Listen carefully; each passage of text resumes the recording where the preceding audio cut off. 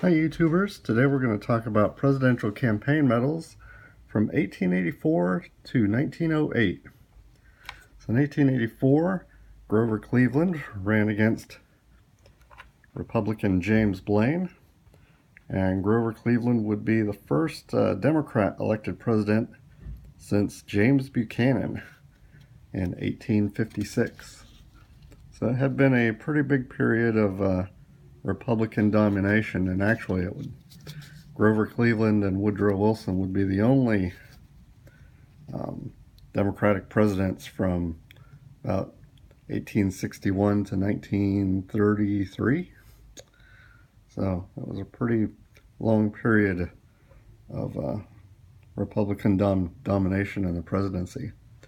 In 1888, though, Grover Cleveland would lose to Benjamin Harrison.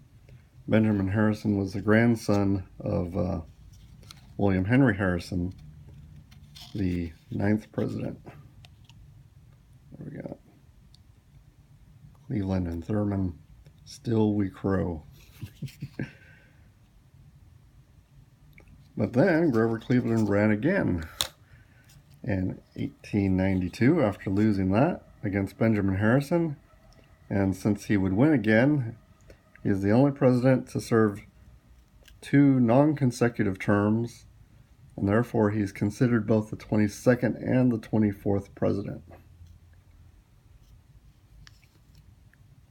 So in 1896 we see William McKinley against William Jennings Bryan. And William Jennings Bryan had some kind of wacky ideas, and one of them was the 16-to-1. So more or less what that meant was 16 ounces of silver to 1 ounce of gold. That was a ratio that he wanted to create. He called it free silver, so that there would be a gold and silver standard. That was set by law. Of course, William McKinley won that, and he would run again in 1900. I don't have a 1900. He ran against William Jennings Bryan again. I don't have anything in 1900 for William Jennings Bryan, but one thing I will mention is you'll see a lot of these, and they're called Bryan dollars. They're usually from the 1896 election. They'll say the whole 16-to-1. So this says 1 dime, and it's kind of I'll compare it to a casino token. You can see how large it is.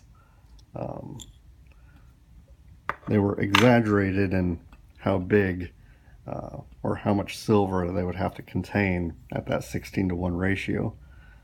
But you will see real silver items from time to time that are about 3 inches in diameter they're actually measured out.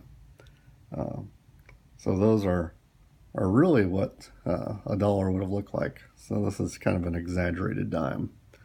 So of course William McKinley was assassinated right after his election, and Theodore Roosevelt, his vice president, became president. So here we have Theodore Roosevelt running in 1904, and he ran against Alton B. Parker. So here's a squished penny with Alton Parker on it. So you kind of see the end of presidential campaign medals as we know them around this period. And you'll see odd things like this token. So this is I'd almost call it a flipper token. So it has Theodore Roosevelt on one side and Alton Parker on the other side. I don't know if you were supposed to flip this to decide who you're voting for. You would see a few of these right up until the 1980s with candidates on both sides, and not, this one was still designed to be worn. And yeah, but this would kind of be the end of these presidential medals. So in 1908, you had William Howard Taft, And he would run against William Jennings Bryan again. So William Jennings Bryan tried to run for a third time, and this time he lost to Taft. And I have another Taft item, which is kind of fun. It's maybe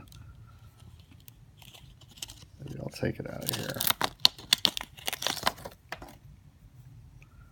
Shows Taft on the back of an elephant. He's wearing a sombrero.